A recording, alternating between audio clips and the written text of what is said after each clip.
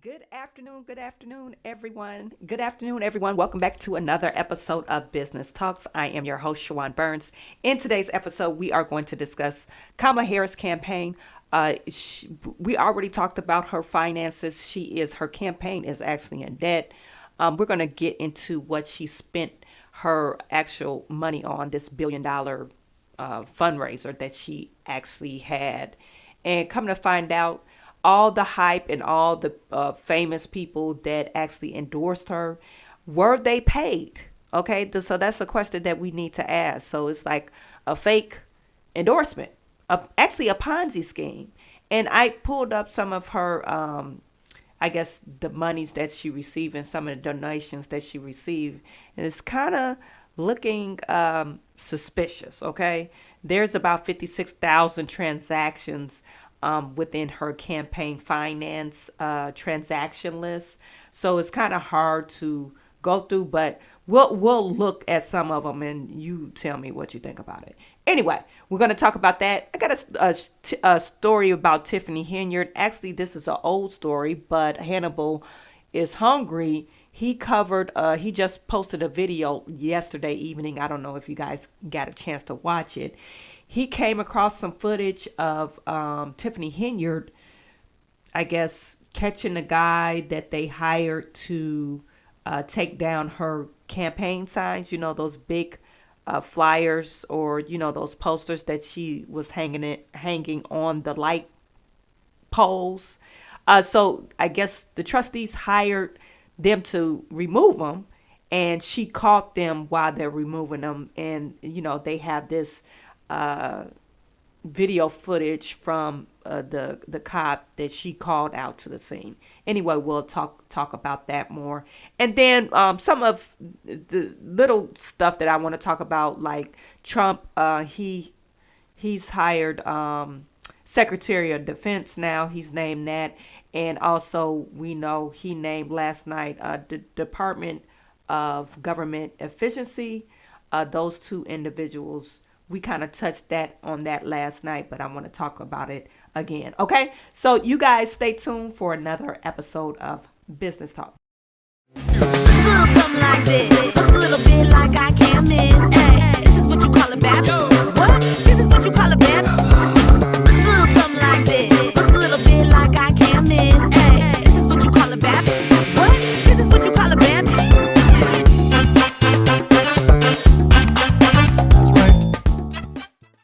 You guys put in the chat, let me know where you're viewing from. I see we have Celeste Hodges in the building from Texas. What is good with you? Tyrone Price, it's always great to see you. Chawanne Burns, good afternoon. President Biden and President-elect Trump met in the White House today. Meeting seems peaceful due to the live coverage. Yes, I caught the tail end of it. I'm pretty sure I don't know how much they talked about, but one thing, Melania decided not to meet with Jill Biden. She turned down the invitation. And I could see why Melania would do this. She's probably not a fake individual. You were just like 2 days before my husband was almost assassinated. You were calling my husband names and a threat to a democracy, all sorts of names. And 2 days later, he got shot. And then after he got shot, you called me saying, "Oh, I'm so sad to see this." But you are inciting violence with these people saying Donald Trump is a threat to democracy. So I could see her turning down this invitation because you're causing all this rhetoric that you're speaking. You're causing people to actually want to take Donald Trump out. So I could see Melania taking that stance like, nah, I don't got time to be fake with you guys. I'll sit this one out. But President Donald Trump, I think he has to. I guess it's a tradition. And since he is the elected person or incoming president, I guess it's normal and traditionary for him to meet with Joe Biden. Anyway, so I think that was a boss move for Melania Trump not to accept that invitation. Anyway, Justin Thompson is in the building. Thank you for tuning in, Justin. Chris Hall, good afternoon, Mrs. Burns. Thank you for tuning in, Chris. Beth from Chicago, I watched Hannibal's video last night. Yeah, it was a good one. Chris Hall is tuning in from New York. New York is going through some changes. Hopefully, you'll see some positive changes because Eric Mayor Adams, he decided to suspend the vouchers that they're giving to illegal immigrants. So maybe that would deter some of these people from just saying, "Oh, I want to go to New York." There's no free lunch here anymore, so you either have to get on the role of becoming a pathway of citizenship, or you might be going back to the country which you came. Okay, so hopefully that would kind of relieve some of the pressure from the citizens, the taxpayers, to actually, have all these people that don't even put in the system that you guys got to take care of. Anyway, Beth, I love our troops and veterans. I was an active volunteer with Soldier Angels for several years. Love this pick. Yes, he is a good pick. And you're talking about Pete. Is his name Pete? Anyway, I'll get to it. Joy Reid, she doesn't like the Pete. Yeah, Pete Hegseth. Pete Hegseth. And he's a news anchor on the weekend at Fox. And I guess just because he's a news anchor, she tried to slam him because he's a news anchor. Like he's lived before that. He's a 40-something-year-old man. He served in the military. He actually was in active duty, even though he was part of the National Guard. They called him to serve. So he was in Iraq and I believe Afghanistan. I think those are the two tours that he served in. And he received some combat medals because of, the things that he did over in Afghanistan. So I'm not for sure why she was trying to slam him for that, but I guess MSNBC, they have to carry this narrative like Donald Trump is just hiring people just because they like him. I'm not for sure. Anyway, Justin Thompson is saying, from what I understand, the signs of Henyard had contracted by the highway were also taken down due to they still owe them $80,000. Oh, that's interesting. Justin Thompson, Beth from Chicago, glad to see you. Tyrell Harris, your homeboy from East New York, Brooklyn, in the house. What up, Brooklyn? Okay. Beth said many people in the reserves served in the sandbox of Iraq and Afghanistan. Okay. Okay, so let's get to our main, not our main story, but our first story. We're going to talk about Tiffany Henyard. Tiffany Henyard. Tiffany Henyard is just an interesting person to me. I just think she's an interesting bird only because it's like, soon as the camera is rolling, she is performing. Yeah, I think she knows when somebody is filming her, so that's when she has to perform. And I just, for the part of the video, if you want to watch the full video, you could go to Hannibal is Hungry's channel.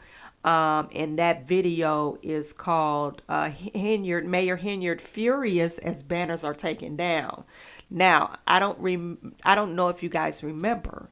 I believe it's Miss Brown.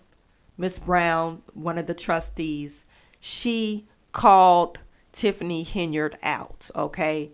Because she was receiving phone calls and emails saying, hey, we got an invoice of, I think it was $65,000. I think it was really astronomical. When I chop this video up, I'll put that video in front of this video. But anyway, very astronomical amount that they ordered banners. Okay, these banners that you see right here, where my pointy is at. They ordered banners, and these banners had, some sayings on there. Some of them had Tiffany Henyard face on there, and of course, all of them had Tiffany Henyard name on there, and they were supposed to be plastered on Sibley Avenue. I'm assuming Sibley Avenue is one of the main streets when you go into Dalton Village, but for a couple of miles, there's like 1,900 banners I think she ordered,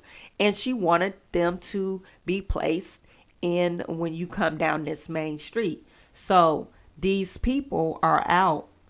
They put them up. They installed them and put them up. Of course, the city, the residents paid for the banners and them to be installed. And I guess it didn't sit well with the people, the trustees. So they ordered them to be taken down. Now, I'm going to have to side with Tiffany on this one. I know y'all probably like, oh, no, don't side with Tiffany. Only reason why I'm siding with Tiffany on this one is because now you're charging the residents to move the banners. The residents got to pay to move the banners too. You charge us to put her face up, and now you're going to charge us to move the banners. And that's the only problem I have with this. Of course, eventually they will have to be moved anyway, but it's like, come on now. And then I think it was some hint of pettiness in it because literally she just put the banners up. They just installed them like a month prior. So this is where Tiffany, I guess, rolled up on them, and with her goon squad, that's not even hired for the Dalton Village. These people got fired, and she rolled up on them and called the cops. And this Latino guy, he speaks nothing but Spanish. And I guess the officer, she knows how to speak Spanish, so she's kind of interpreting or communicating to him like, hey, you got to stop taking down banners, or who authorized you. Okay. You guys let me know if you could hear this.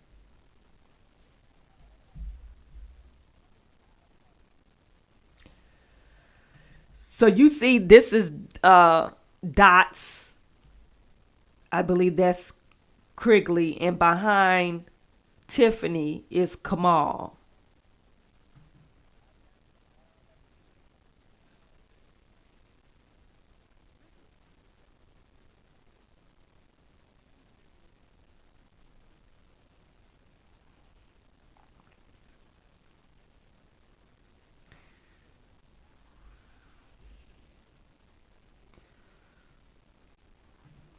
Yeah, he was laid off, and she's I guess he's still rendering services. She probably said, oh, I'm gonna get your job back so you could come and come with me.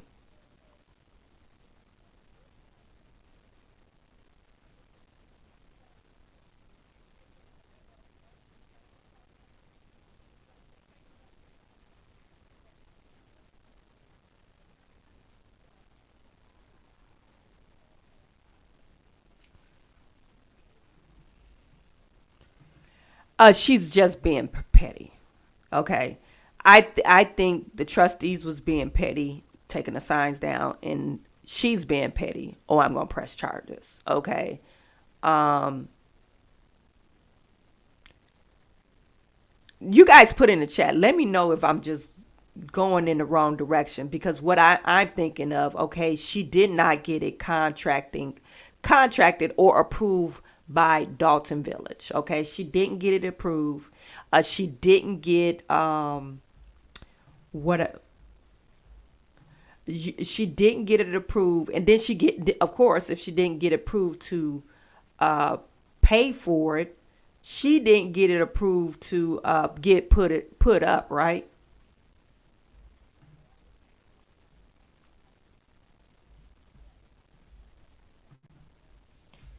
Gave him the order. Oh, okay, about the sign. So why would you want to press charges on these men if you already talked to their boss and clearly there was an arrangement that you were not aware of?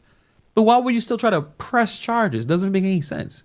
I want all my I'm gonna rewind it. I didn't know it wasn't on the screens. My bad.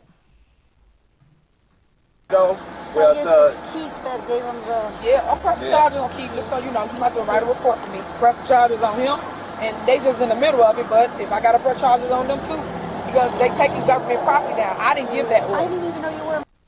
So she's saying she's going to press charges on both of them, which doesn't make any sense. Like I said, I think it's petty for her to be like, oh, I'm going to press charges for taking my sign down. But I think it's petty for them to take the sign down.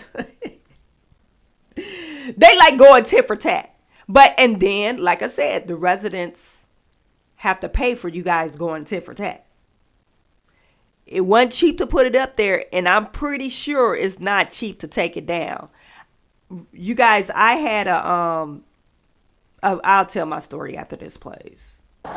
About the sign. So why would you want to press charges on these men if you already talked to their boss and clearly there was an arrangement that you were not aware of? But why would you still try to press charges? Doesn't make any sense. Because I want all my signs. Because he got all my signs in his truck. Pero me dicen el que me pagó, que no se las dé yo, o sea, yo no sé qué estoy haciendo ni qué puedo hacer. O sea, a mí me pagan nada más por hacer el trabajo. Sí. Pero esos banners y signs son de ella. Okay. Entonces, a usted le pagaron por quitarlos, no por llevárselos. ¿Sí me entiende? So, de igual manera se los puede dar a ella, pero le van a mandar ahorita el correo electrónico. Sí, van a para ya lo que con él. Okay. Ya lo con él. I'm like, well, you're getting paid to remove them, not to keep them. So, you know what I'm saying? So he could very well give them back. So, ¿se los puede dar para atrás? Yo ¿Cómo? esperar que venga, que van a mandar a un señor. Oh, no they sé said quién. they're going to send someone and then they're going to... Okay. Para que venga él, Okay. porque yo no... Porque aquí dice remove de quitar. Eso, más. okay. Yo no me van a quitar nada más. So, okay. Ahorita que venga, he's calling someone, I don't know who's coming. Maybe he's his rep. I don't know. It don't matter. That is my property. I just want Es su my property. propiedad de ella. Dice que nada más quiere sus signs. Yeah. It's not her property. They're taxpayers' property. The taxpayer money that she used for these big gaudy signs to promote herself and her brand. All of a sudden now she's pretending like it's her property. Now she said government at one point, but now it's her signs, her property. Did you say sí? Well, yeah, you know, Hannibal, if you really think about it, Miss Queen Bee, she thinks is literally her property. She thinks the village of Dalton is her town. That's how crazy she is. Yeah, you sound logical, but we're talking about an unlogical person. That's why she's using the term her property, because she thinks she is the queen of Village Dalton in Thornton Township. That's why she always have her name plastered everywhere, because she literally thinks she owns the town. This is a crazy lady. Si los puedes, ya. Son ustedes, ya hizo su trabajo, los quitó, ¿verdad?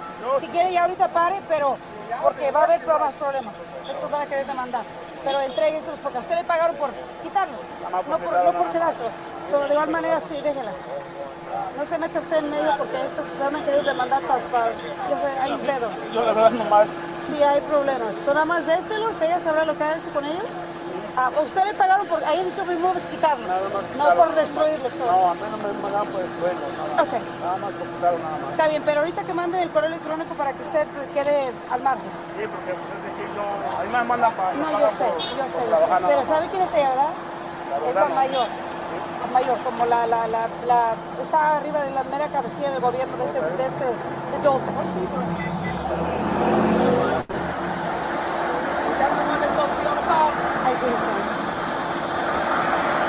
You guys see, this is Dot's, her fake administrator, that they had to give out a restraining order.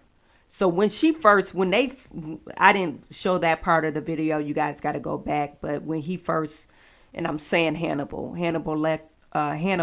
showed the first part of them pulling up, and she says, oh, this is Keith Freeman is not the administrator. This Michael Smith is the administrator. This is my administrator. She literally thinks she could just do whatever the hell she wants to do. But I want to go back to my original statement. You guys put in the chat. You guys are going tit for tat, and who's paying for it? The taxpayers. The taxpayers had to pay for the signs. The taxpayers had to put the signs up. The taxpayers had to pay for you to remove the sign. A month or probably less than a month after they were installed. I'll write your. Don't worry about it. I'll write your report. Okay. So what's his name? Is Keith Freeman? Freeman. Yeah. Okay. You know, my kid's the new VA. Everybody playing this little tug of war, who in charge, but no one's calling anybody. I'm like, I just work here. Nah, not you. I don't even know. I know. I don't know what's going on. You have a chief. You have another. Yeah. So I'm gonna do my thing, and that's it. Yeah. Okay. So as long as you get your signs back, I'll write to the. And all them standing around, why don't they help? Quigley ain't even getting paid. They not even helping this man load the truck up.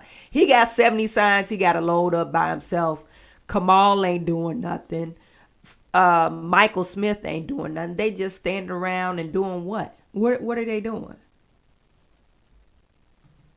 Report and I know that is. Y'all got all those signs. But I told him, I'm like, well, it says. And Quigley, you a sucker. For real. And reason why I'm saying he's a sucker is because how can you let someone, you got fired from your job. She called you and you showing up for work. No, I'm fired. No, you ain't fired. You know I'm going to take care of you. Okay, maybe she paying him under the table. Maybe she is looking out for him. But come on now. You look like a fool right now. But I'll like I said, I'll side with Tiffany on this one. Maybe she is looking out for her people. Maybe Quigley got some kids or something and she paying him under the table. I don't know. I'm giving her the benefit of the doubt. Remove, not destroy. So give him back. That's her property. So give it back. And Unfortunately, I couldn't get an accurate translation for Spanish that at least I can trust. But essentially, these guys. This is Ron Burge, okay? This is the guy who's not even supposed to. He need to go to jail for impersonating a police officer. He's not even supposed to be in uniform. They said he's inactive. He didn't pass his shooting test. He needs to pass another test to become active. And they said you need to do a background check on this guy. Okay? This is what the state of Illinois sent a letter to them a couple of days ago. Okay? This is what we talked about on Monday. This fool got a uniform on like he's an actual police officer. Like, what is going on? Are we in the twilight zone? So you got one fool that's been fired. This other fool that's impersonating a police officer. Then that other fool back there that just follow her around. That's Kamala Woods. And then the fake administrator. That they got the town, the village of Dalton. They end up getting a restraining order against these people that she fake illegally hired. Did not get the board approval. She needs approval before she hired these people. And she did not. And she has Ronnie, this fool, he needs to be arrested because he shouldn't be in uniform. You're not a police officer. And is he carrying a pistol with him? I can't see. Guys were just complaining that they were told to do this. They had a message from their boss telling them to go and take the banners down. And obviously with Henyard being there was a big confusion. But essentially, he don't got no gun on him. So you just a security guard. Like, what in the world is going on? What is going on? And she want to press charges against Keith Freeman. Well, Keith Freeman, he works for the village.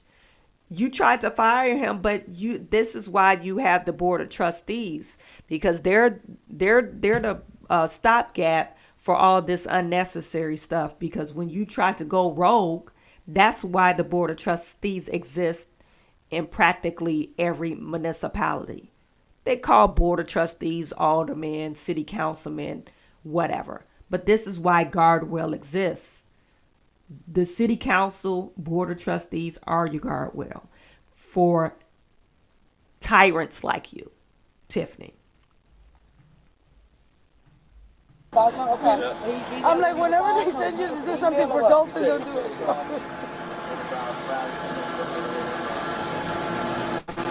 all they're gonna do is tell not to send it. They keep paying It him. don't matter. We entitled to it. And we the lawyers involved. That's all. More lawyers.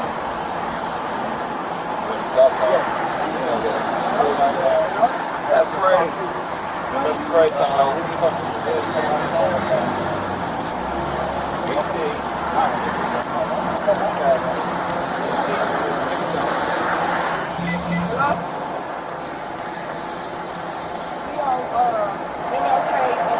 So I'm not going to view the rest of the video. Like I said, if you guys go to Hannibal's channel, he has the complete video up there. It's about 17 minutes.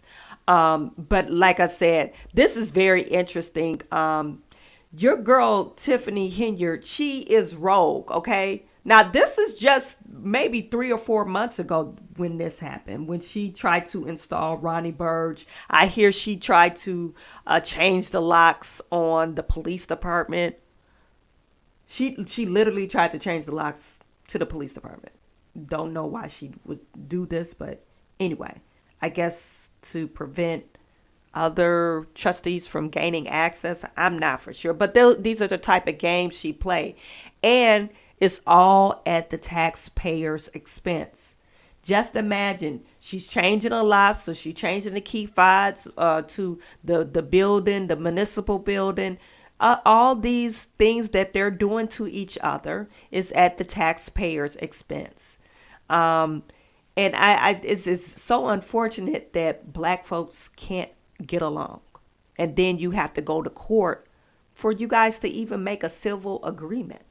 You know, it's really ridiculous. And we're talking about grown people. These are grown people.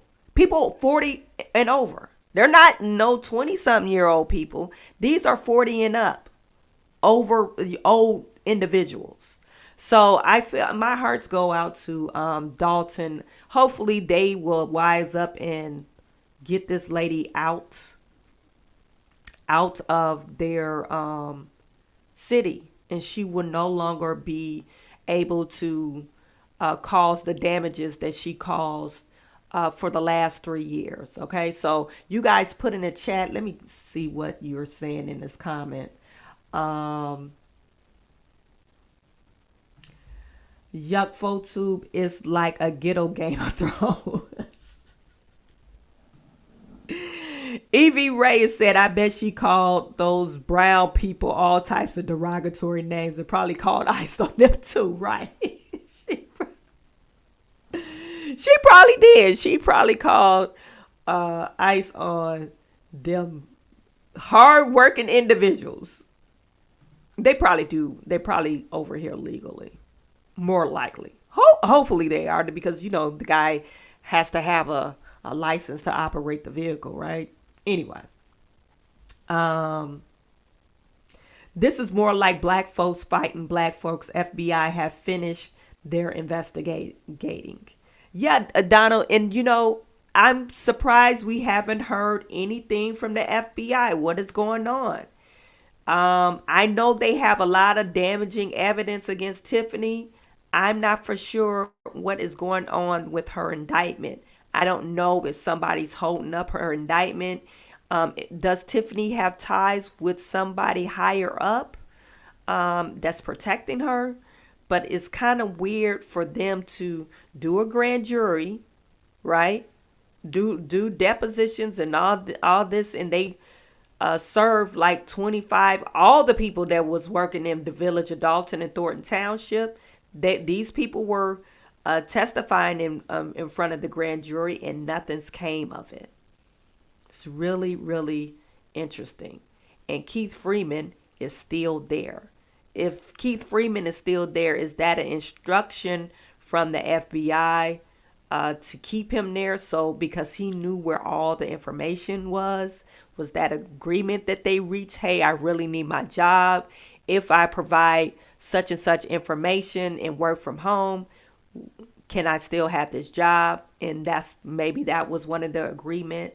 But it's really, really weird and odd that the FBI is silent on this. Okay. Especially after they subpoenaed all these people to testify. Anyway, Evie Ray is saying your sign's back. What the hell? Beth, Jim C. She needs so much healing that very few people will qualify to be called Tiffany 106 and Ratchet. Exactly. They there for intimidation purposes. Yes. Y'all hit the like button. I almost forgot, but I went back and hit it. Thank you very much, Evie Ray. Graffiti Life 106 and Ratchet. Fake Police Chief Friday. It's like a class of 3 felonies impersonate an officer with the gun. I don't think he had a gun though. It didn't look like he was carrying a gun. So he must have told Tiffany, "Hey, this is my status. I'm an inactive status. To get active status as a police officer, I have to go through X, Y, and Z. This is why I can't carry a gun." But Tiffany, she doesn't listen. Who heard of a police chief that can't carry a gun? You're not a police chief. You just saying that. You just saying that for optics right now. Gunless man impersonating a police officer is funny. I know he can't pass a physical. He can't pass a physical. He in his car lifting donuts. Is funny that Tiffany is something else. Muwata, thank you for tuning in. Little Rock, Arkansas. Anyway, Get Noticed with Nikki is in the chat. Thank you for tuning in from Chicago. Okay, you guys, we're going to move forward from Tiffany Henyard. I always love a laugh with Tiffany. Sometimes she taps into all my emotions, right? She makes me furious or infuriated. And then she makes me kind of sad because I can't stand to see black folks at this age, so combative and can't agree on nothing. I think it's kind of embarrassing. And then she taps into, oh, this is funny as hell. Okay. So I just, it's always entertaining. Anyway, Yuck Photube is saying an overdressed mall cop. Right. Okay, we're going to go to our next story. Our next story is we're talking about Kamala Harris. Kamala Harris, she was, they're still trying to figure out how did they lose this whole election thing after Kamala Harris was well funded in her campaign. And I think, some people have came to the realization that, she was well funded, but Kamala Harris campaign, they were not tapped into the American people. 65% of the American people. I'm not talking about the elitists. I'm talking about the working class, middle class, and lower class citizens of America. They were not tapped in. And so now people are starting to break their silence. I've seen one video where there was a campaign manager of Kamala Harris where she raised a whole bunch of money and the donors was on her neck about, hey, you said we were going to win, blah, blah, blah. But now we have Jake Tapper and this young lady, I don't know her name, but she is basically saying, hey, it wasn't Kamala Harris' fault. This was all Joe Biden's fault because they used Joe Biden's people, Joe Biden's campaign manager, and I guess they threw a monkey wrench. They kind of sabotaged this campaign. So this is what she had to say based off her new reports that she came up with. Levels of the Harris campaign over the campaign strategy or lack thereof, decision making or lack thereof, mismanagement or management of funds. Let's bring in Jasmine Wright, who's covering this story for Notice. Also with us, CNN's Chief National Affairs Correspondent, Jeff Zeleny. So Jasmine, per usual, great reporting. You have this great story describing the Harris campaign as a disorganized operation that was more reflective of Joe Biden than of Kamala Harris. She was unable to capitalize on that initial voter enthusiasm. She was unable to make a clear distinction between herself and Joe Biden. Tell us more about that. Yeah, I mean, we got a lot of examples into this piece about how the initial campaign under Joe Biden was put together. The fact that it was based off of the fact that, they may not have a lot of voter enthusiasm, not a lot of volunteers, maybe even not a lot of donor money. And so they were kind of scrappy, but that meant that it was difficult for people once Harris replaced Biden to scale up and really capture that enthusiasm and capture all that money. We know when Biden was on the ticket, it was difficult for them to staff up. People didn't want to work for Joe Biden and people didn't want to move to Wilmington. And so that left in people's minds that we talked to, people in these really key senior roles, potentially 4 or 8 years too junior for that very specific role. And so when it came to the vice president being on top, they were having problems fundraising. We reported that they missed a fundraising deadline in September after revising that a couple times based off of the projections that they made when she made a lot of money coming into it, but also some of the problems with the culture, particularly around folks. One person said that they kind of had a gallows humor, a 9-to-5 work mentality, and that they were very hesitant to take advice from Harris aides that the vice president brought in once she topped the ticket. And of course, there was just a lot of criticism over the campaign leadership and what the data and analytics team were doing and what research that they were actually looking at to form their analysis of the race. So a lot of the aides you spoke to blamed the campaign chair, Jen O'Malley Dillon, who wanted to own all decision making, they say, for the campaign. At Biden's request, you write, Harris largely kept his pre-existing campaign infrastructure, as you just noted, including keeping O'Malley Dillon instead of bringing in her own campaign manager. And aides that you spoke with said she created a bottleneck, resisted advice, even withheld key polling information. Is there unanimity that it's her fault, per se? Well, I think ultimately what I talked to is that people blame Joe Biden. They blame Joe Biden for staying on the ticket too long. They blame Joe Biden in his initial campaign for being unable to recognize just how deeply upset Americans were about the economy.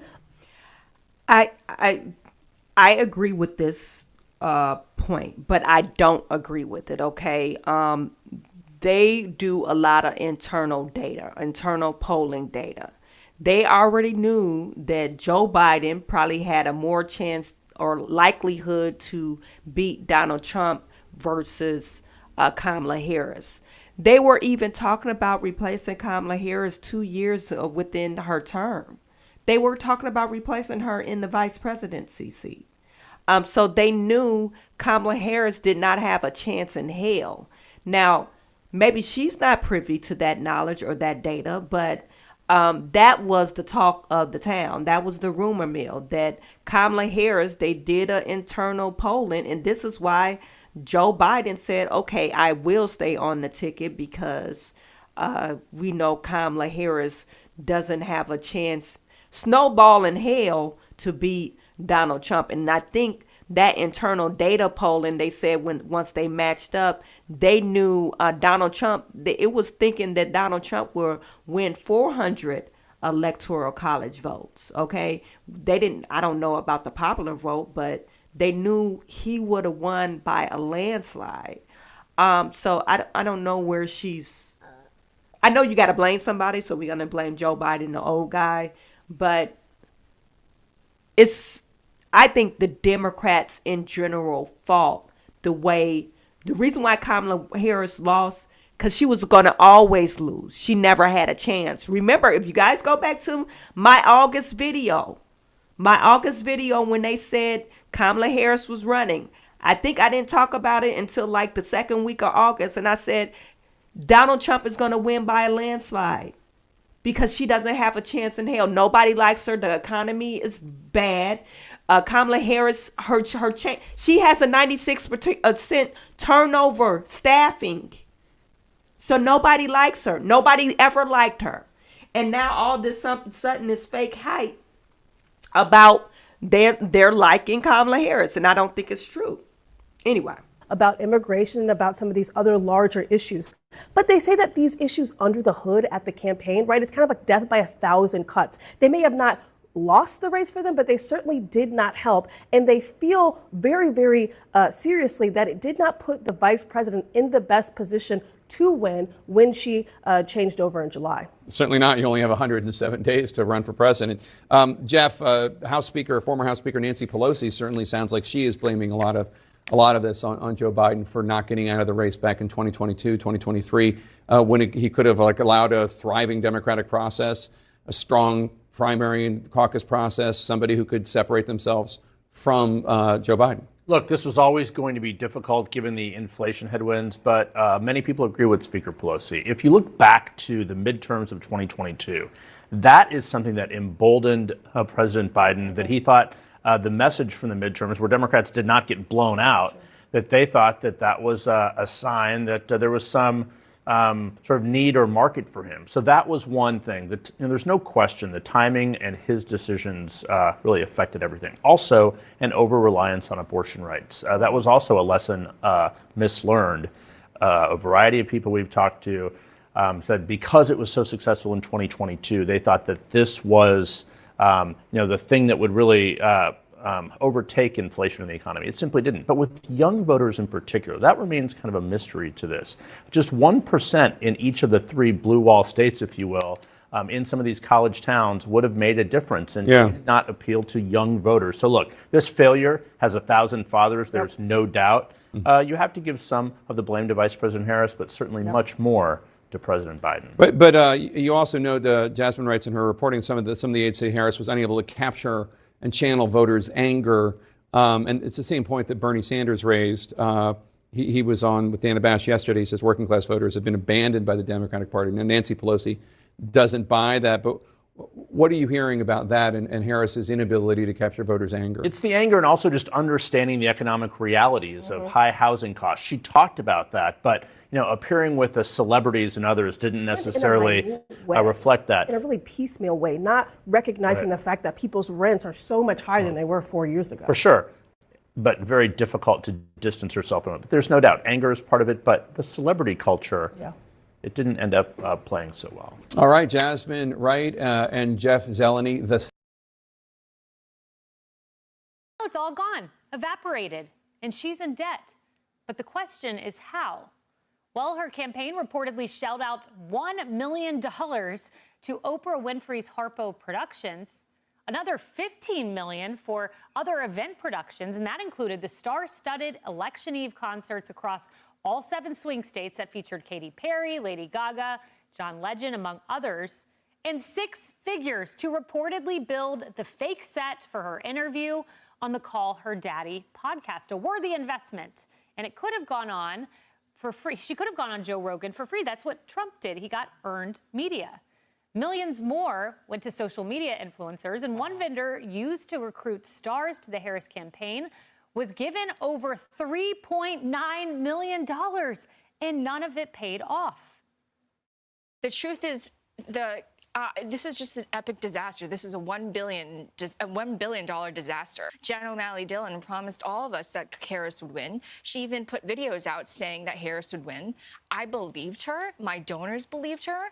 And so they wrote massive checks. I feel like a lot of us were misled. Cheryl, I saw you in the hall and you said you did voluminous research on this one. My head is full of this story right now. But yes, so besides the set, like that 6-figure set that was built for the Call Her Daddy podcast or whatever, think the Katy Perry, the John Bon Jovi, the concerts, think of all the support staff. Carly and I talked about it this morning, that all goes into those concerts, the air travel, the jet travel, the aviation bill alone, and then the payrolls for her team, the taxes that they spent. And by the way, this is according to Ad Impact. This is what really blew me away.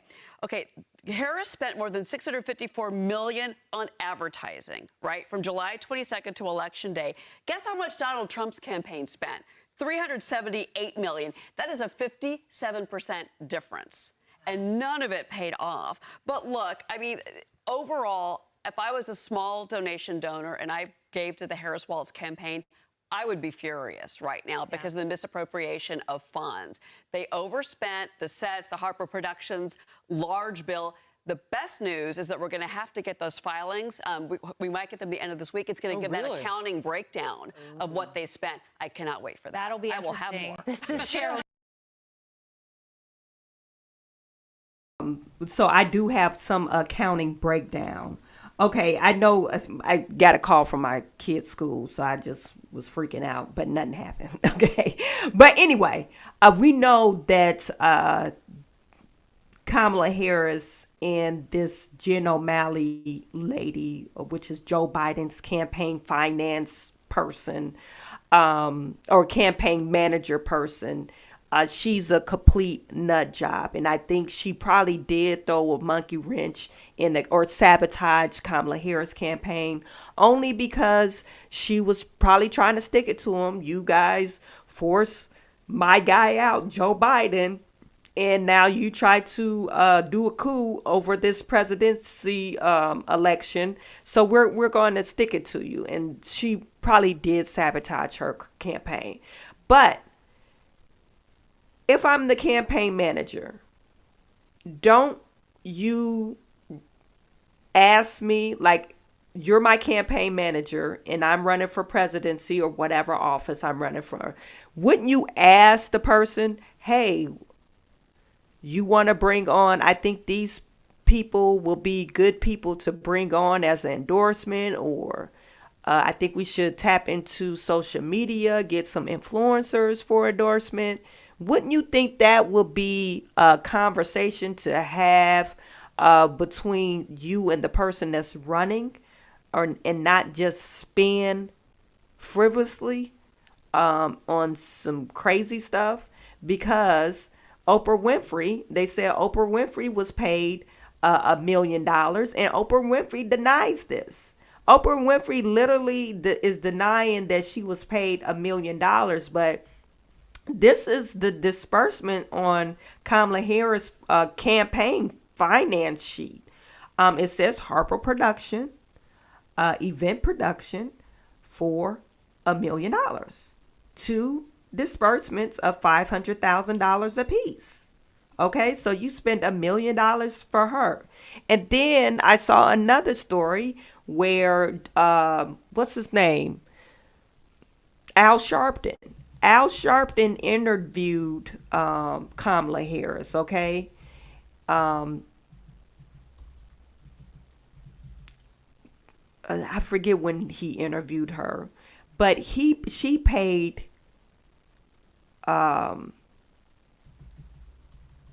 him, I think, $450,000.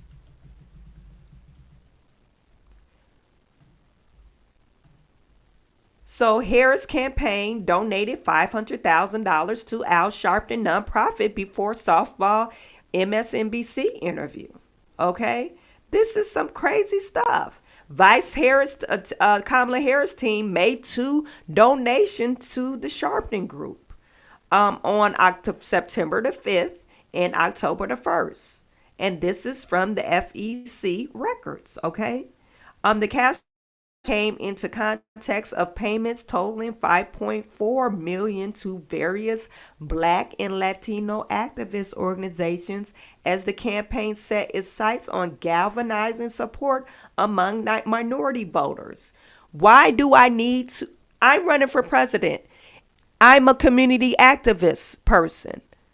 Okay, I'm not going to say you got to pay me to get my people,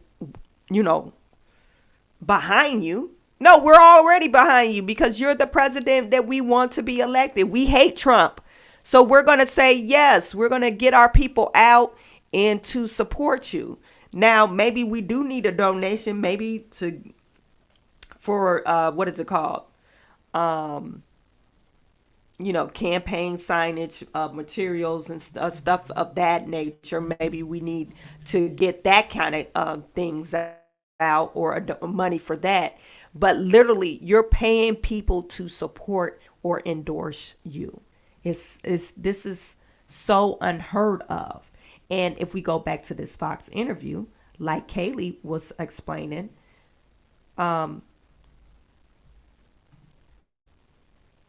she could have went on Joe Rogan. Joe Rogan, he's a liberal.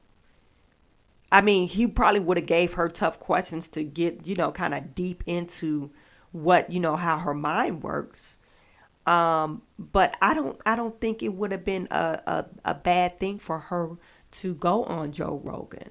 But if you go back to what they were saying, let me just share this with you. She went on Call Your Daddy podcast, and they literally built the set for that. It was $100,000. That's so crazy to me. She was on RuPaul. Did she pay them to get on RuPaul? Or did they have to build this fake set to RuPaul? I mean, it's crazy. And this is the lady I was telling you guys about. She was one of the ladies that, help on their finance committee, help raise for the DNC.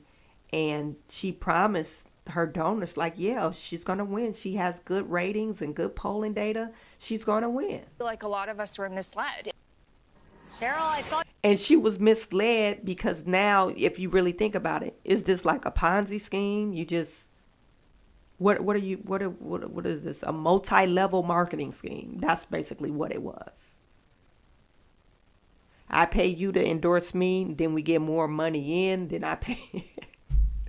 If you really think about it, they're still saying, they can't really approve or prove that she actually paid Beyonce and stuff like that. On some of these articles I'm reading, but other people are saying, yeah, she totally paid Beyonce. She totally paid Eminem for his performance. Well, he performed, I could see that. Megan Thee Stallion got $5 million. When did Megan Thee Stallion get $5 million? I know Megan Thee Stallion, she raps really good, but $5 million for a performance? This is outrageous. And I think they did it on purpose, really. You in the hall and you said you did voluminous research on this. My head is full of this story right now. But yeah, so besides the set, like that six-figure set that was built for the Call Her Daddy podcast or whatever, think the Katy Perry, the John Bon Jovi, the concerts, think of all the support staff. Carly and I talked about it this morning, that all goes into those concerts, the air travel, the jet travel, the aviation bill alone, and then the payrolls for her team, the taxes that they spent. And by the way, this is according to Ad Impact. This is what really blew me away. Okay, Harris spent more than $654 million on advertising, right, from July 22nd to Election Day. Guess how much Donald Trump's campaign spent? $378 million. That is a 57% difference, and none of it paid off. But look, I mean, overall, if I was a small donation donor and I gave to the Harris Waltz campaign, I would be furious right now because of the misappropriation of funds. They overspent the sets, the Harper Productions, large bill. The best news is that we're going to have to get those filings. We might get them the end of this week. It's going to give that accounting breakdown of what they spent. I cannot wait for that. That'll be interesting. I will have more. This is Cheryl's Christmas. That is. Let's do the financial breakdown. I love it. Jeremy, I was looking at this over the weekend, and I could not believe the contrast. Kamala Harris had put this out. She's soliciting donations now. She's also apparently trying to sell her list, but she's calling it the Fight Fund. So she wants people to donate to the Fight Fund. And you contrast that, you see it there highlighted, what Donald Trump said over the weekend, whatever we can do to help them during this difficult period, I would strongly recommend we as a party and for the sake of desperately needed unity do. We have a lot of money left over. What a contrast. I thought that was perfect. I mean, it was just chef's kiss. I mean, it really was. I mean, and honestly, a lot of these left-wing groups seem to have this issue. I mean, even Black Lives Matter groups have been caught off a lot of misappropriation issues. Down in Georgia, where I'm from, Stacey Abrams and her campaign had some issues there, some of her nonprofits. And then here we have Kamala Harris, $1 billion blown through all of it. And I think, as Cheryl was saying, I mean, these small dollar donors who don't have much, who gave something to the campaign, and you have Oprah, a billionaire, saying, you donate to the, chip in $5, $10, telling them to give the little that they had to the campaign. And Oprah's turning around making $1 million check off the campaign. I mean, that is a scandal. And I think a lot, especially young people, are realizing this was a farce. Like your favorite influencer, your favorite celebrity who came out in support of Kamala Harris, they were all getting paid off, right? I mean, this was not, they didn't do it out of the kindness of their heart. They didn't do it for free. So I was really curious to see, did any of those celebrities, I mean, Beyonce, $10 million. Did she vote for Kamala Harris? Right. I mean, before. And for one, just Megan Thee Stallion got, what, $5 million. I don't know, and Kamala Harris doesn't know what these people would do if they got that money. And as I understand it, some of the fundraising emails that you were just talking about were still going out Tuesday night at 10 p.m. People in the building were getting them, and they were saying, oh my gosh, they're still, and this is why, because they had overspent. Misappropriated, maybe. We don't know until Cheryl says those receipts come in. Like I said, like she said, it's my Christmas. And we don't, and to be clear, like, we don't know that Oprah pocketed the money. It could have gone to a production team No, to we don't know. produce the event. Yeah, So there's a lot of exactly. nuance here. But I would say this, Carly, I love the Biden aide who told Axios they went through $1 billion. What the bleep? Yeah, bleeps all around. You know, when it comes to the money, I think Democrats could have all the money in the world, which they did. I mean, $1 billion. But if you do have a bad candidate and a bad set of policies, that money's not going to take you very far. Hindsight being 2020, a lot of mistakes were made, and one that has not yet been mentioned is that Julia Roberts ad that I'm sure cost a pretty penny. The one where she narrated it and it told women to lie to their husbands about who they voted for. What a dud, how patronizing. Just went over completely wrong. And then I am very surprised that the Oprah town hall cost $1 million. When it gave Kamala Harris one of the worst word salad moments on the campaign trail that she had, where Oprah had to step in multiple times to cover her tracks, and people at the town hall were like, did she even answer my question? I'm not so sure. Sometimes authenticity, when it comes to Donald Trump, is something money can't buy. I totally agree with that. Authenticity, money can't buy that. Now, if we look at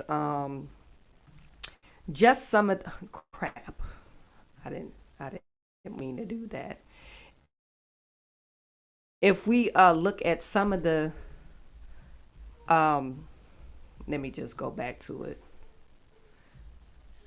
You guys are still there, right? If we look at some of the campaign financing reports, I thought it was kind of troubling to see that, you know, Kamala Harris, on some of these line items of her donating or the donation coming in, there were like multiple line items. Say, for instance, Chawanne Burns. Chawanne Burns would be on there 5 times of donating $25. I thought that was pretty odd. And then it would have like, maybe they signed up for subscription. I don't know if you guys ever donated to a campaign before, but they do ask you if you want to donate once a month. But then on some of these line items, it looks like they were refunding this money back to whoever they donated from. So maybe it was a dispute, or maybe the person that was signing up didn't want to sign up for a monthly thing and they just wanted to do a one-time donation. But yeah, I think her campaign is a farce. It is full of crap. To tell you the truth, if you really think about it, it's a multi-level marketing scheme. What more can you say about it? Now, somebody in the comments mentioned, yes, CNN is laying off people right now because of their horrible ratings. And you are correct. CNN right now is laying off people because they're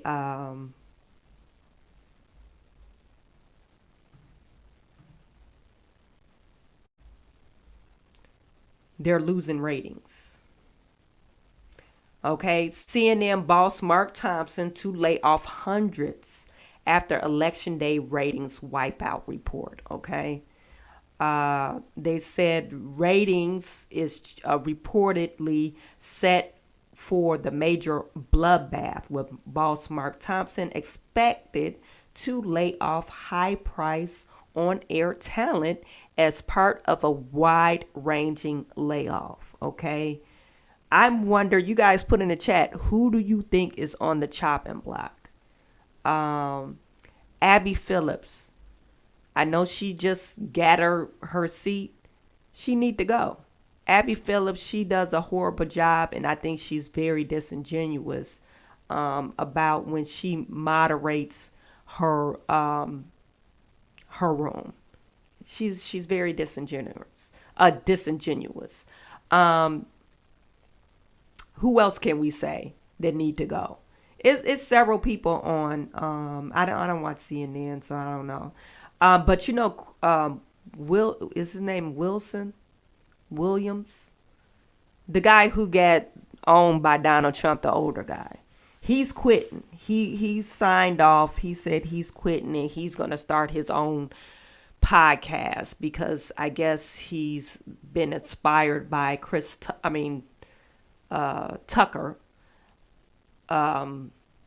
to start his own podcast, and you know his success. So he's going after his footsteps because you know Tucker's podcast. I mean, he gets millions of views per episode, and he has some breaking stuff. They didn't want him to interview Putin on American Soul, remember? And he ended up going to Russia, so he was like, "Screw you! I'm still going to interview him." I guess they didn't want us to know what Putin had to say, which is really propagandist. Okay, you don't want us to know what another leader has to say. It doesn't matter if they're good or bad. Let's see what he has to say. We're talking about the First Amendment right. He's not an American citizen, but Tucker is. Tucker Carlson is. So I mean, what are we saying? Anyway, so Thompson, who took over last year after ouster of Chris Light will call personnel from CNN television production teams whose talents won't necessarily be needed in the new digital first landscape. The outlet landed. The network's workforce is reported to be coping with an atmosphere of high stress and high anxiety. Thompson, the former CEO of New York Times and BBC, may also demand deep cuts to massive salary raked in by its struggling primetime stable anchors, which include Anderson Cooper or Caitlin Collins. I don't like her either. She's doing a horrible job. Erin Burnett. Erin Burnett is not that bad because she does have that one thing that she do with the guy, the something report. You guys, you know what I'm talking about. And it usually is not biased. So I kind of enjoy that report, but they end up calling people out. Anderson Cooper, I don't know. I feel kind of,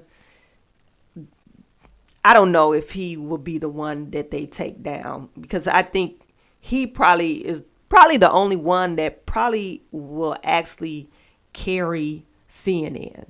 His ratings probably have not tanked, but compared to all the other ones, they literally, I don't even think nobody watch Caitlin Collins anymore. I mean, do you? So I mean, because sometimes she's one-sided, just like Abby Phillips. They have no,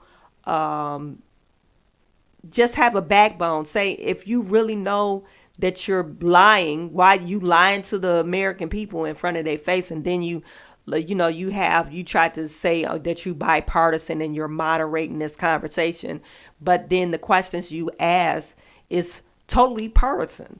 Anyway, Cooper, who anchored the election night coverage, rakes in an annual salary reported to be as high as $20 million.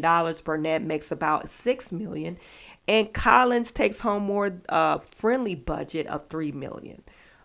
Because she just started. It's not friendly. When she, as she gets older, she's going to get more. Signs of the change were apparent. Chris Wallace, that's the guy. Chris Wallace, he is leaving, ending the 3-year stay at the network that was marred by low ratings and turmoil in the corporate board last month because he did a horrible job with Trump. I think we haven't heard from Chris Wallace since that last interview with Trump. Remember that Trump, he was talking about the crime, and he said, "Oh, crime went down," And Donald Trump was like, no, it hasn't. He was like, what numbers? And literally, I don't know who handed him that paper. He was like, these are the numbers right here. What are you talking about? And he totally got owned on his own show.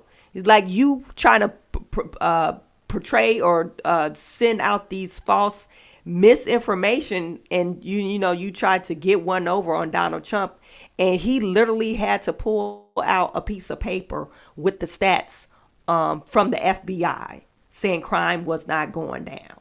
Okay. Anyway, last month, the Independent Newsletter, remember when they talked about crime, you guys, I covered this.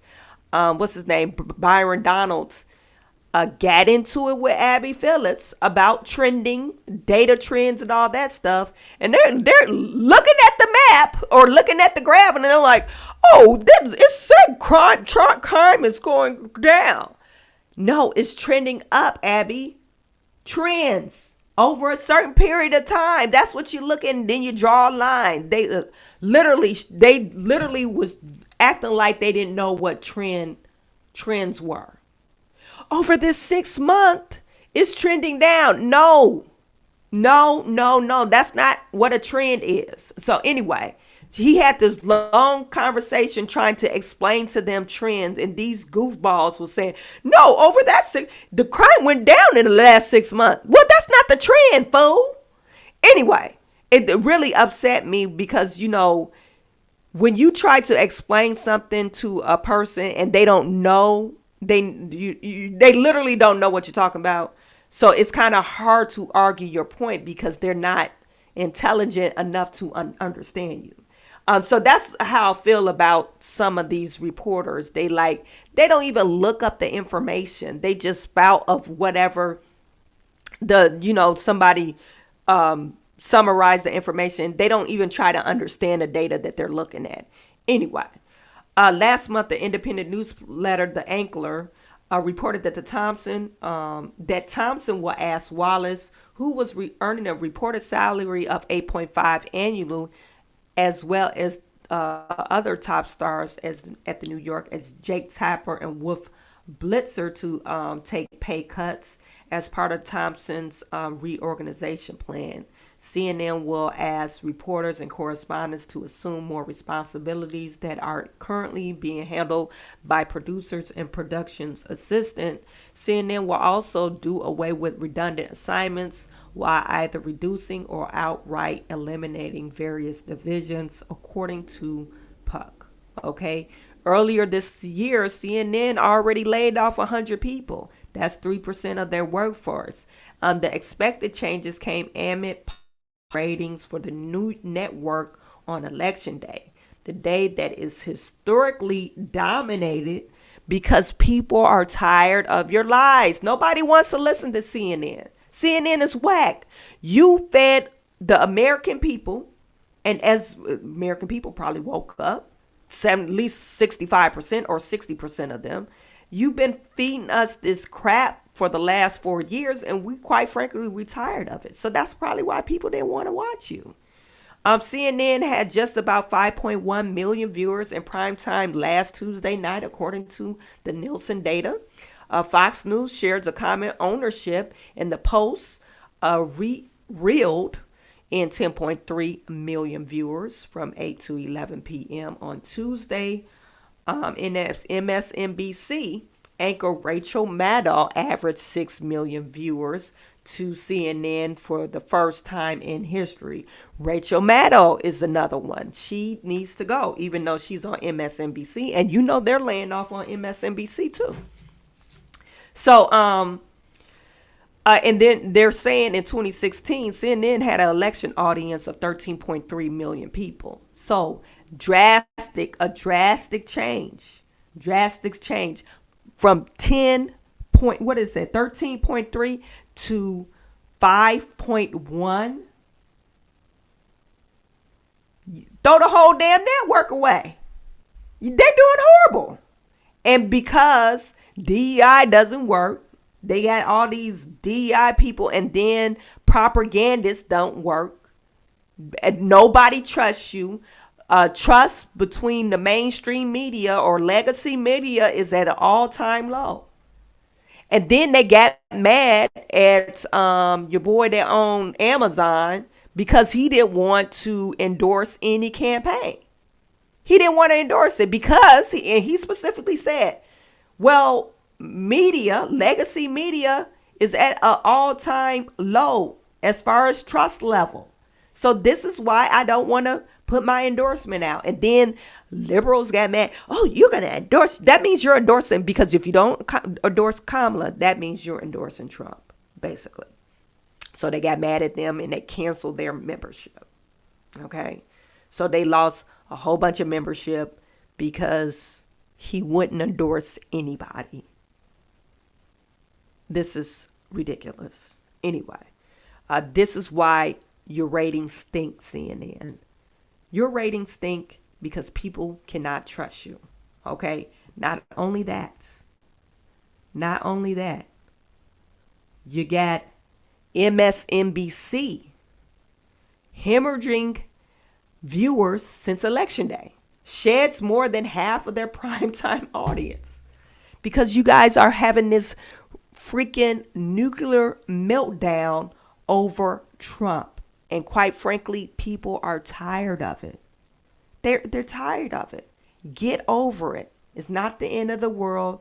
Even on Joy Readout, I'm surprised she still has a show because she sucks. This lady is batshit crazy.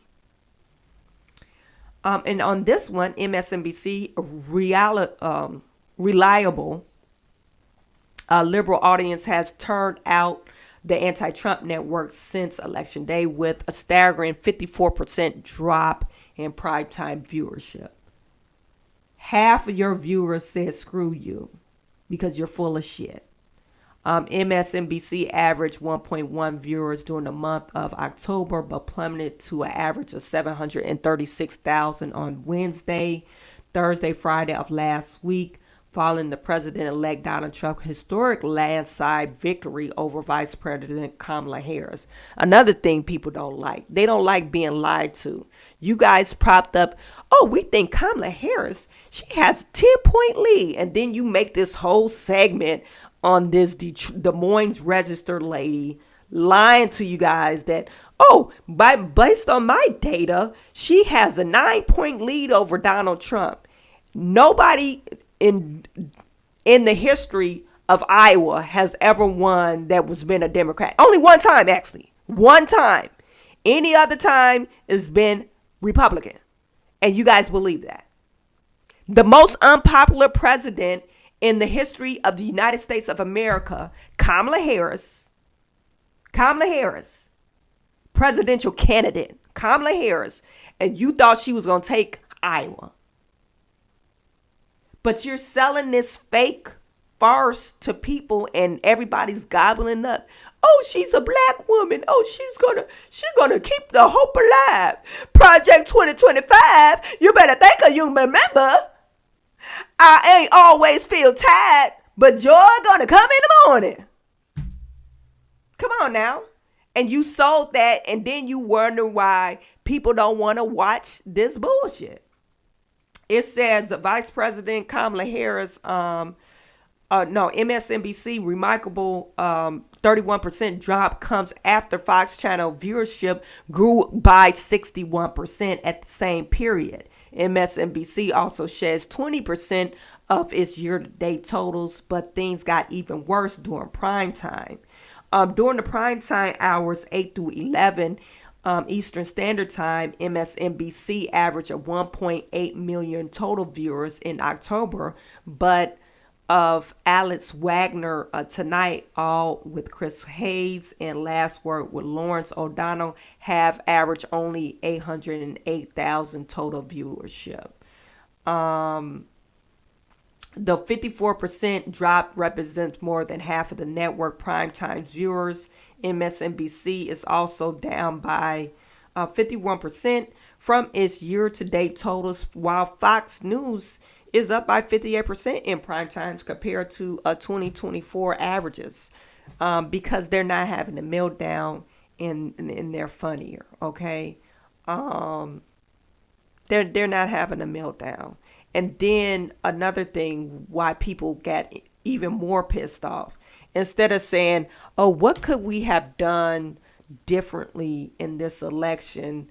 Why did people miss the mark? What was our messaging to the American people? Instead of you owning up to the message that you were spreading, which is falsehood, and you were telling, oh, the economy is getting good and jobs is, you're just was selling threat to democracy, and Donald Trump is bad. Don't vote for him. Instead of just saying, hey, you, like Bernie Sanders said, you need to tap into that 65% of the population, the people that work every damn day. And you refuse to do that. You refuse to acknowledge, no, we wasn't tapping into people didn't like paying high ass gas prices. People are not able to put food on the table. Some people are losing their jobs because of the economy. You wasn't tapping into that. You was tapping into this fake facade that, oh, the Kamala Harris is going to deliver unicorns and butterflies and rainbows and Lucky Charms. And it's going to be great. And Donald Trump is bad. He's mean. He's the orange guy. No. Instead of basing your message and reporting the news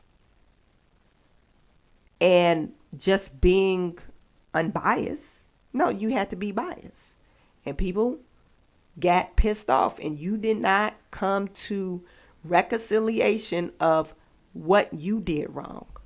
You just blame the American people. Oh, these people are crazy. No, what was your messaging? It was like literally your fault. You tried to hand Kamala Harris the presidency, and it backfired on you. And people get mad. I mean, it's really, and we're talking about grown people. It's a slap in my face when you're telling me it's raining rain and it's really raining shit. And I'm seeing, I'm outside. It's raining black dookie on my head. And you're saying, oh no, that's rain, girl. That, you just wash your body with it. No, it was raining shit. And it's been raining shit for the last 3.5 years. Anyway, it was also the smallest audience of Alex. Okay, I'm sorry. Alex Wagner tonight. Andrea Mitchell reports. Chris Jason reports. Deadline White House. And Nicole Wallace, Jose Diaz ballot reports. Joy Reid's read out the last word with the Lawrence Donald. All had the smallest audience. They all had the smallest audience of the year. Do you wonder why they had the smallest? Joy Readout about to get fired. It was also the smallest audience for Alex Wagner tonight since the show launched in 2022 when MSNBC Rachel Maddow rolled back her on-air presence to once per week.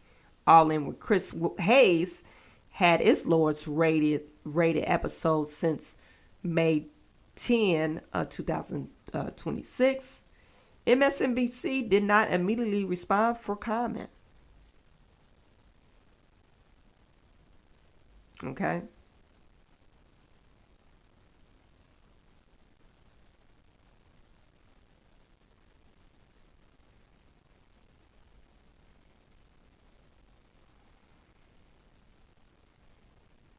Listen to this. If you're like me, you haven't turned on the news since last Tuesday when Donald Trump won the election. Personally, I can't bear to listen to another minute of wisdom from Joy Reid, my friend Lawrence O'Donnell, and the admirable Rachel Maddow Waxman wrote. I can't do it. I'm not saying I'm never going to watch it or listen to it again, but I am alone here. My entire body recoils from listening to more claptrap from the same claptrapping apparatus. Damn.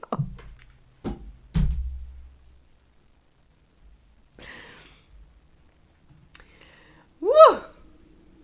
Funny. This is funny stuff. Funny stuff. And look at Joy Reid looking crazy. I got another story about Joy Reid before we get to Donald Trump pick. As a matter of fact, she's going to introduce Donald Trump pick. Where is she at? Where's my MSNBC? Okay.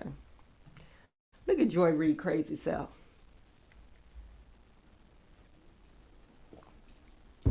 Joy Reid looking crazy.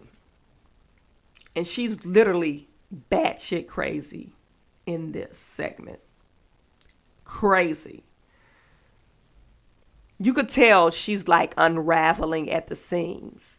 I don't even know if she really cared for Kamala Harris. I think she just hates Donald Trump so much that she didn't want him to win. To fill the clown car. The former and future president is moving quickly to fill the clown car and round out his cabinet before he changes his mind and fires them all. Moments ago, Trump announced that he has selected Fox Weekend morning show host, you can't make this up, Pete Hegseth, to serve as Secretary of Defense, because why not? Trump has also reportedly landed on Florida Senator Marco Rubio as his Secretary of State, which will make him, Rubio, the first Latino to serve as America's first diplomat. Choosing a Latino neocon war hawk after running a racist isolationist campaign raises, questions. Rubio was a loyal surrogate for Trump during the campaign, even after being passed over. You hear the word she used, after running a racist isolation campaign. Is she talking about Donald Trump or Mark Rubio? Marco Rubio.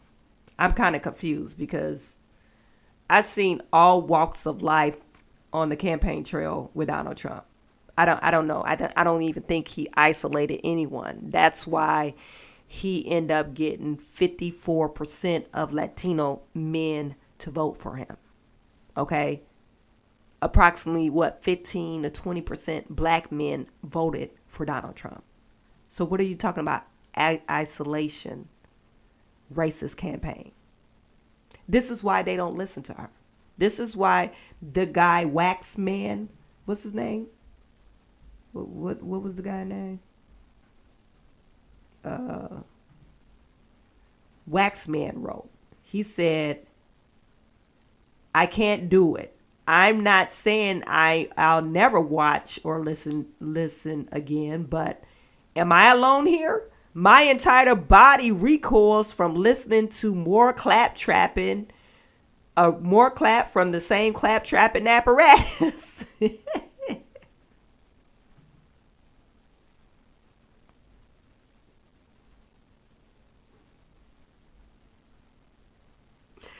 This from Sharon Waxman. Anyway.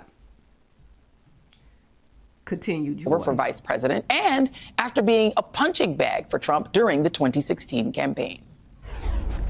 I watched this lightweight Rubio, total lightweight, and little mouth on him. Bing, bing, bing, bing, bing, bing, bing, bing. When they put Marco on to refute President Obama's speech, do you remember that catastrophe? And he's like this, and we were, I need water, help me, I need water, help. Oh, the world is looking at us like we're absolutely insane. I'm just saying that. Okay, but let's just dispel with this fiction that Donald Trump doesn't know what he's doing. Even there, he knows exactly what he's doing. And this is what I'm saying. She's like, oh my God, look at him. He's, the world is laughing at us because he's not, a politician. You don't think the world was laughing at us when Joe Biden and Kamala Harris word Sally is in office? They're like, we were the laughing stock. We're the laughing stock. So what are you talking about? Anyway. And he's placing sycophancy and bending the knee as the most important prerequisites for jobs in his administration. It's really the only way that you can explain Trump choosing someone whose positions about you are as fickle as this. I don't understand why his hands are the size of someone who's 5'2". Have you seen his hands? They're like this. And you know what they say about men with small hands? I will never stop until we keep a con man from taking over the party of Reagan and the conservative movement. It is time to open our eyes. We cannot allow a con artist to get access to the nuclear codes of the United States of America. With Donald Trump back in the White House to And of course, this was on the presidential campaign. Of course, they're going to go back and forth with each other. But I mean, that's normal. I mean, you're calling this out because he's trying to pick out his cabinet. Do I agree with the Marco Rubio choice? I like Marco Rubio, but him being a neocon and a war hawk and all that good stuff, I'm not for sure if he is not part of that grand old establishment that the Republican Party is trying to move away from. I think Marco Rubio is that. So maybe it's not a good choice for Donald Trump to appoint him. But, let's be truthful. Marco Rubio, he's qualified for the position. I mean, what are we saying here? Now, we could say just the same with Kamala Harris. Kamala Harris was literally calling Joe Biden a racist. She called Joe Biden a racist on the campaign trail when they were battling each other. Together, we will dream big again for this country. We will be a country that once again is proud of its history, excited about its future. I'm so sorry. Oh, God. Joining me now is David Jolly, who served in the House of Representatives as a Republican, but for some reason we can never figure out, that we've been trying for years, is no longer affiliated. No longer affiliated with them. I'm sorry. You just saw why. One of the main reasons. You just saw why. I'm so embarrassed. The whole world can see us, David. They can see us. They can see us. They see us. They're like, they what all fall in line. They all fall in line, Joy. Eventually, they all fall in line. Where is the dignity? How? Okay, in all seriousness, I'm sorry. I had a little laughing fit, and I apologize. I get laughing fits, and I can't stop. How does Rubio look going around the world when he's going, let's say, to Venezuela, and Trump is making a guy who's very hardcore on Venezuela, anti-Maduro, take the knee to Maduro, take the knee to Putin? That's the job. He's taken a job where he's just going to be humiliated. How long before he gets fired? I really don't agree with that point. And did you see how she was laughing? Like, what is so funny? I mean, maybe I didn't see any humor in it. Maybe I'm missing the joke. Did you guys put it in chat? Do you know what the joke is about? I'm not for sure. But she goes on talking about, the only way you could get in Trump cabinets if you just do a turnaround and basically kiss his ass to get in the cabinet. I think differently about that. Maybe in 2016, if you would have said that, I would have been like, yeah, that's probably true. But right now, I think Donald Trump, he has a plan, and he strategically are placing individuals in his office to carry out his plan. And I've heard that Elon Musk, he's been an intricate part in trying to line up individuals when he's like interviewing them to fill these department heads for the White House.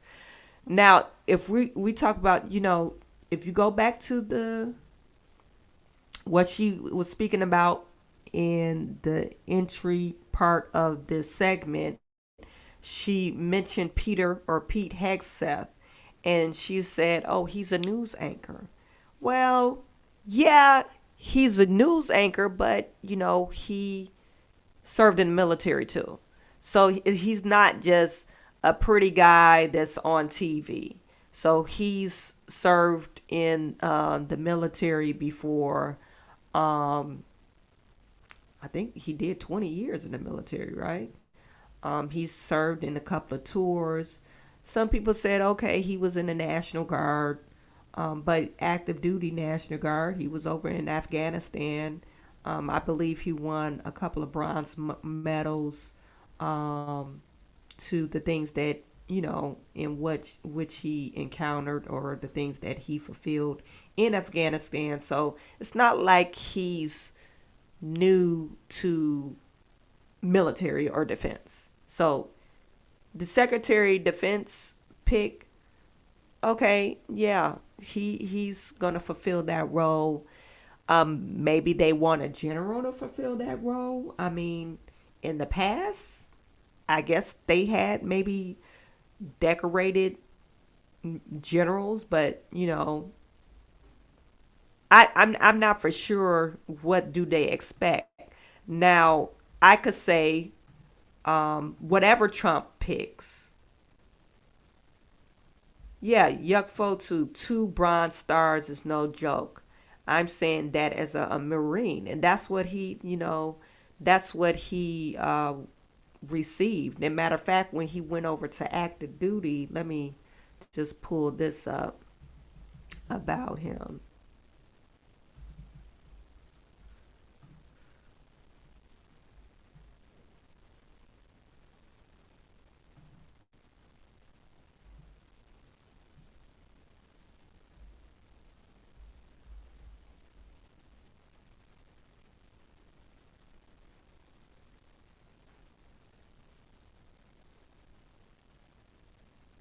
So it says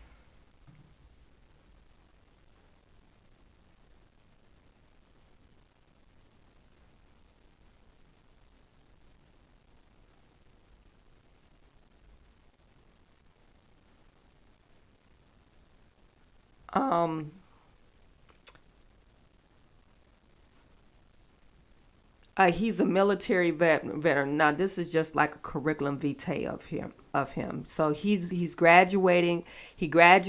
After graduating from Princeton University 2003. He commissioned in the infantry officer as an infantry officer in the Army National Guard, serving overseas in Afghanistan and Iraq, as well as Guantanamo Bay.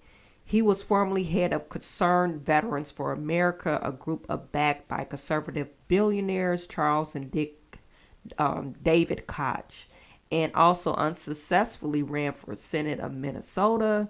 According to Fox Bio, he has a master's degree from Harvard University, the John F. Kennedy School of Government.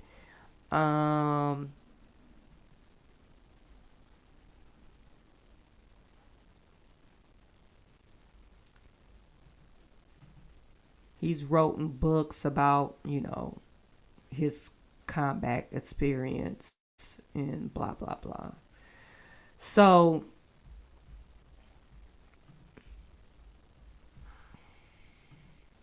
let me just go back to his Wikipedia. It has more information on there. Military career. So it says that his unit was under the operational control of the 3rd Battalion, 187th Infantry Regiment, 101 1st Airborne Division. He was awarded an Army Commendation Medal shortly after returning from Cuba. He volunteered and served in Baghdad and Samarra, where he held a position of infantry platoon leader. Later in Samarra, a civilian military operation officer. During his time in Iraq, he was also awarded the Bronze Star Medal, Combat Infantryman Badge, and 2nd Army Commendation Medal. Okay. So he acted as, so he returned to active duty in 2012 as a captain, and he deployed to Afghanistan with the Minnesota Army National Guard and acted as a senior counterinsurgency instructor. He was promoted to major in 2016. Okay. So, and he volunteered in the National Guard. But anyway, so it's like, it's not like he doesn't have any military experience. Matter of fact, sounds like he's good at the military stuff. He's good at the military stuff. Now, marriage, not so much, because he's been married 3 times. The man been married 3 times like Donald Trump, and he has 7 kids. He's married now, okay? He's been married 3 times. And he's taking over Lloyd Austin's place.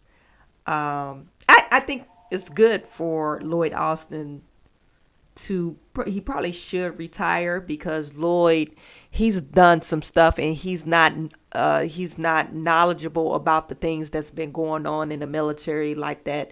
Remember, we did a story, or I covered a story about them doing like these trans events on the military base, and he was questioning about it, and he was like, no, we don't have these events.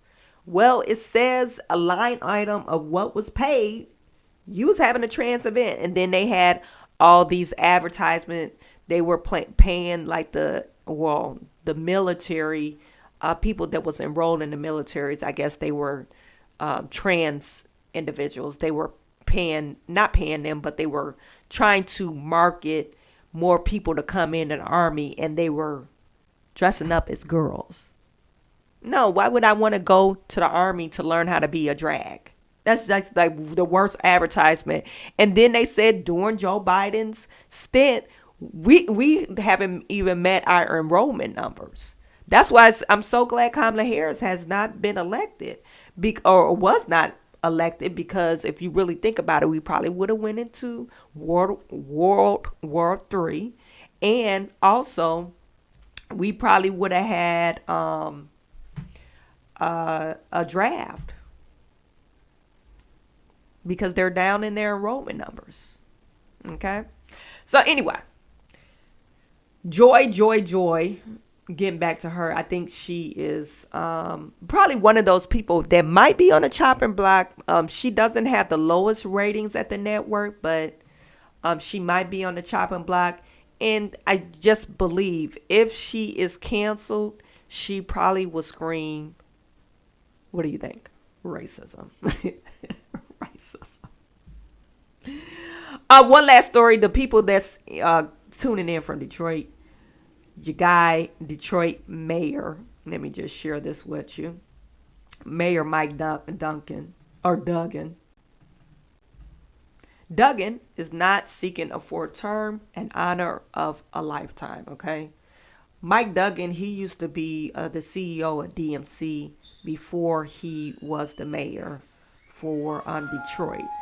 So I'm assuming he has probably something in the pipeline, but he's been the Detroit mayor for about 12 years.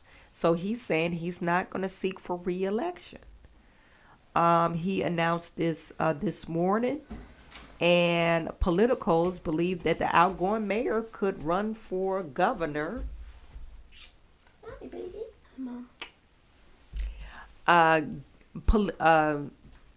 Politicals is saying they believe the outgoing mayor could run for governor of Michigan, with Gretchen Whitmer's term ending in 2026. We have term limits in Michigan, so I think it's a 2-term limit for governor. So goodbye, good riddance, Governor Gretch. Mike Duggan, don't know. I don't know if he's. I gotta see. All the 12 years Mike Duggan that he's been mayor, I did not live inside Detroit, so I really haven't. There are certain things that I'm not privy to, or don't know, like how would he be as a mayor. I'm not for sure. I know he's not a progressive, but he is a Democrat. But I don't think he's as progressive as your girl Gretchen. Okay. So he sends out thank yous, writing candidates for mayor. I'm not for sure what that's.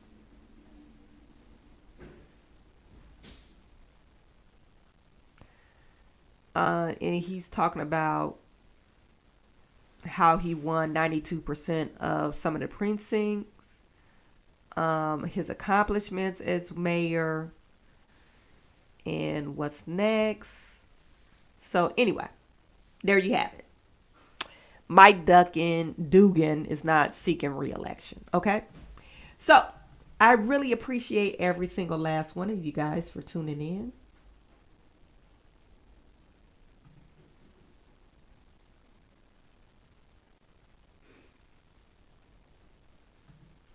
I'm just reading some of your comments. Remember to share, like, and subscribe to this video.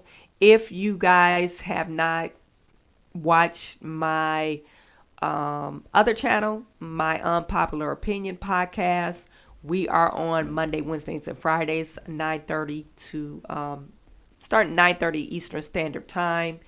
So tune in for that. This Friday we'll be doing our NFL picks. And we'll be talking about something that's trending in out there. So just remember to subscribe to that channel. And you guys, I really appreciate every single last one of you. I will talk to you tomorrow.